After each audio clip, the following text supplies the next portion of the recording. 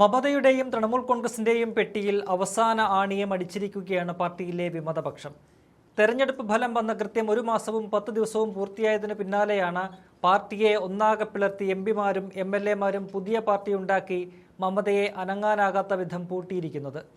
1.5 ദശാബ്ദക്കാലം പശ്ചിമ ബംഗാളിനെ ഉള്ളം കൈയിലിട്ട് അമ്മാനമാടിയ മമതയ്ക്ക് തന്റെ രാഷ്ട്രീയ ജീവിതം അവസാനിപ്പിച്ച് വിരമിക്കേണ്ട അവസ്ഥയിലേക്കാണ് കാര്യങ്ങൾ എത്തി നിൽക്കുന്നത്. മമതാ ബാനർജിയെ അനുകൂലിക്കുന്ന ഔദ്യോഗിക പക്ഷത്തെ എംപിമാരും വിമത വിഭാഗവും വെവ്വേറെയായി ലോക്സഭാ സ്പീക്കർ ഓം ബിർളയെ കണ്ട് കത്തുകൾ കൈമാറിയിരിക്കുകയാണ്.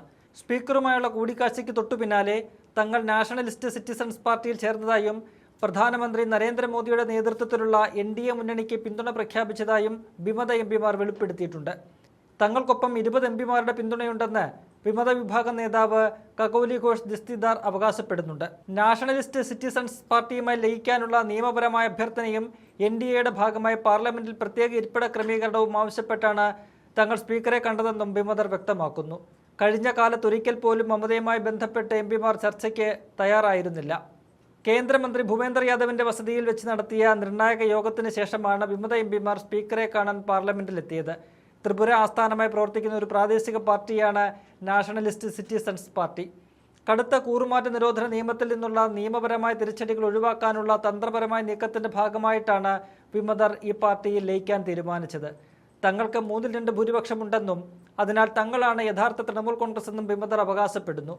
തങ്ങളുടെ അവകാശവാദങ്ങൾ സ്ഥാപിച്ചെടുക്കാൻ കോടതിയെ സമീപിക്കുമെന്ന് വിമത MP സുദീപ് ബന്ദോപാധ്യായ വ്യക്തമാക്കിയിട്ടുണ്ട്. അതേസമയം വിമതർ സ്പീക്കറുടെ അടുത്തെത്തുന്നതിന് തൊട്ടു മുമ്പായി മമതാ ബാനർജിയെ അനുകൂലിക്കുന്ന ഔദ്യോഗിക പക്ഷം എംപിമാർ ലോക്സഭയിലെത്തിയിരുന്നു. തൃണമൂൽ ദേശീയ ജനറൽ സെക്രട്ടറി അഭിഷേക് ബാനർജി ഒപ്പിട്ട ഔദ്യോഗിക കത്ത് അവർ സ്പീക്കർക്ക് നേരിട്ട് കൈമാറി. കീർത്തി ആസാദ്, സഗരിക ഘോഷ് തുടങ്ങിയ പ്രമുഖ നേതാക്കളുടെ നേതൃത്വത്തിലായിരുന്നു ഈ കൂടിക്കാഴ്ച.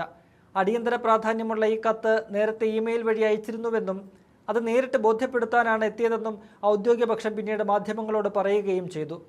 പാർലമെന്റിൽ തൃണമൂൽ കോൺഗ്രസിനെ അതിന്റെ നിയമപരമായി അംഗീകരിക്കപ്പെട്ട കേന്ദ്ര നേതൃത്വത്തിലൂടെയും ഔദ്യോഗിക വിപ്പിലൂടെയും മാത്രമേ പ്രതിനിധീകരിക്കാൻ അനുവദിക്കാവൂ എന്ന് അഭിഷേക് ബാനർജി കത്തിലൂടെ സ്പീക്കറോട് ആവശ്യപ്പെട്ടിട്ടുണ്ട്. പാർട്ടിയിൽ നിന്ന് തെറ്റിപ്പിരിഞ്ഞുപോയ ഏതെങ്കിലും പ്രത്യേക ഗ്രൂപ്പിനോ വിഭാഗത്തിനോ യാതൊരുവിധ ഔദ്യോഗിക അംഗീകാരമോ പ്രത്യേക പദവിയോ പാർലമെന്ററി സൗകര്യങ്ങളോ നൽകരുതെന്നും കത്തിൽ വ്യക്തമാക്കുന്നു.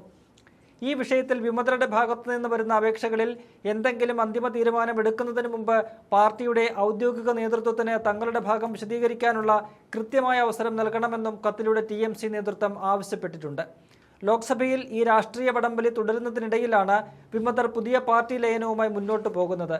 ഇതിനോട് മമതാ ബാനർജി പ്രതികരിച്ചിട്ടില്ല എന്നും കാണാൻ സാധിക്കും. നേരത്തെ കോൺഗ്രസിനോട് സഹായം ചോദിക്കാനെത്തിയ മമതയെ ആശ്വസിപ്പിച്ച സോണിയാഗാന്ധി പിളർപ്പിൽ നിന്ന് ഒഴിവാക്കാൻ സഹായിക്കാമെന്ന് അറിയിച്ചിട്ടുണ്ട്.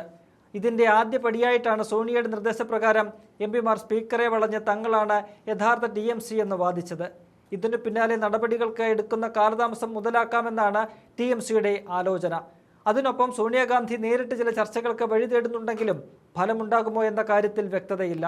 കാരണം BJP നേരിട്ടിറങ്ങി കളിക്കുന്ന ഡീലിനെ മറികടക്കാൻ പോകുന്ന ആയുധങ്ങൾ നിലവിൽ TMCയുടെ പക്കലോ കോൺഗ്രസിന്റെ കയ്യിലോ ഇല്ല എന്നതാണ് വാസ്തവം.